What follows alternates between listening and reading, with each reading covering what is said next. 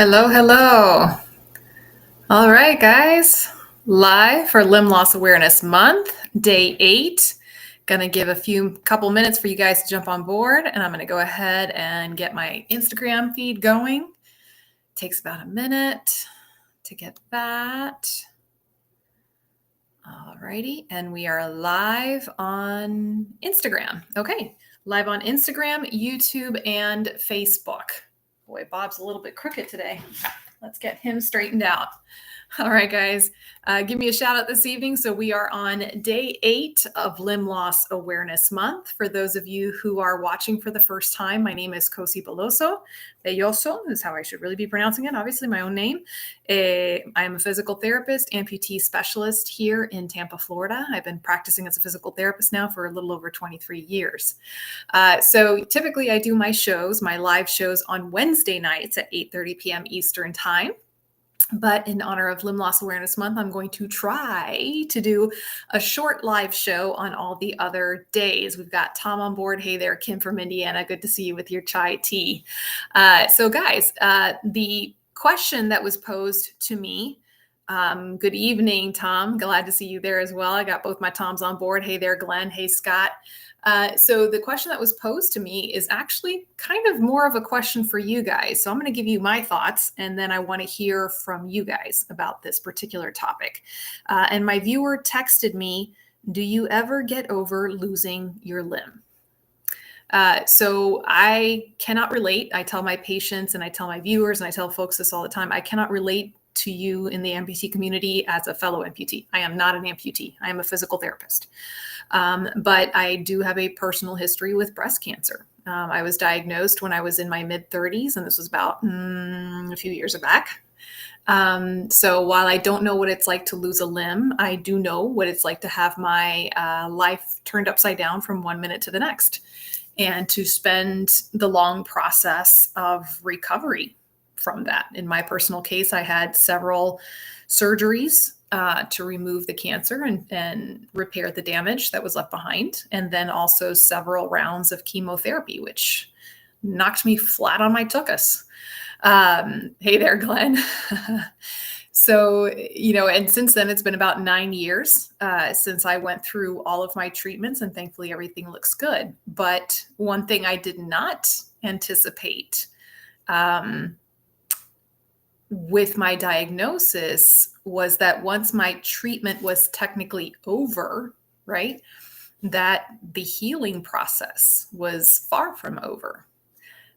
Physically, I healed from the surgeries and the chemotherapy, and I'm still physically dealing with some of the issues and healing from that, but overall doing very well, and I'm grateful for that. Emotionally and spiritually, that's a lifelong, and that's one of those things that I've learned through the years. Those of you who, and I know I'm not the only cancer survivor on here, I know I've got quite a few on here, but it's something that is always present, right, in your medical record. If you are a cancer patient, that's the first thing that's on your medical record. And from your perspective as an amputee, that's going to be one of the first things on your medical record, right? And we've discussed this topic on the show on several occasions. Hey there, Chuck. How the process truly is physical, emotional, and spiritual. And to have success in that healing process, you need to address all three. One thing I've learned, hey there, guys from Instagram, thank you for joining on board. And guys from my Instagram channel, I want to hear from you guys about this topic as well. In some parts of your recovery, the physical might take priority. In other parts of your recovery, the spiritual, and some parts the emotional. But continuing to address all three at some point or another. And for those of you who are clinicians, obviously as therapists, our main focus, our main goal is the physical side of the healing process, right? And this is something that I'm including in a lot of my presentations now that I'm giving for the care of the amputee. But when you're working with someone who's been through a trauma like cancer, like amputation, right, you can't just address the physical side of their healing, right? You have to address the other two parts as well to get those successful outcomes. So I always encourage my patients to talk to me, to have any questions that they might have. And I always encourage them to seek out resources for those other two. From the emotional side of things, there's so many different ways that you can address that according to your needs and your preferences. If you're someone who prefers to be in a group and share, we obviously have, thankfully, quite a few support groups available, both in person and online in the amputee community. If you're not someone who likes to be in a group, there's always one-on-one, the certified peer visitor program that's offered by the Amputee Coalition, seeking out the services of a counselor, of a psychologist, of a psychiatrist, a social worker, a member of the clergy. There's several members of the clergy of many different faiths that receive professional training to become counselors. Okay. From the spiritual side of it, 95% of the world's population believes in a higher power. So I always encourage folks, at least I can talk to 95% of my patients and viewers and say, go back to your faith, practice your faith. There's a lot of healing there that can happen. And as clinicians, I think we need to encourage that and not be afraid to talk to our patients about that.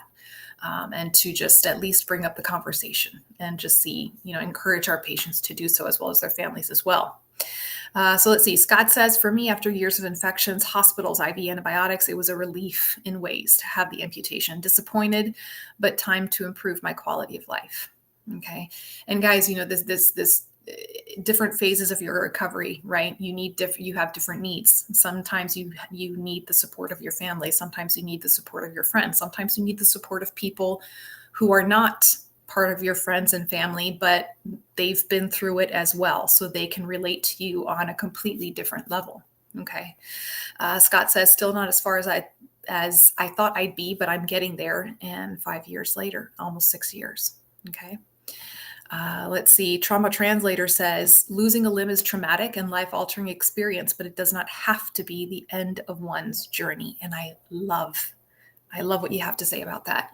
I remember reading, I can't even remember where I was reading, but obviously, when you have something like cancer, when you have something like a trauma, like amputation or burn trauma, I used to work a lot in the burn unit, your life is completely changed. It is completely changed. And, having the mindset and the outlook that my life will be completely different, but it doesn't mean it won't be good. Okay. And again, I can only relate it to some of my own personal experiences. When I got married 20 years ago today, my life changed completely. When I became a mother, I completely changed from who I was before I was a mother. And there were a lot of life-altering changes with those kind of events, right? Obviously, those were very good life-altering events, obviously getting married and having children, but it is certainly something that the human, has to get used to doing, right? When it comes to trauma, you have to have a mourning process. You have to have the process sometimes of being angry. All the 7 stages, those stages of mourning, right? They apply to something like trauma. And having the resources and reaching out to those resources, right, is a way to help process those things. The resources can be there and available to you, but you have to actively agree to participate and to seek them out.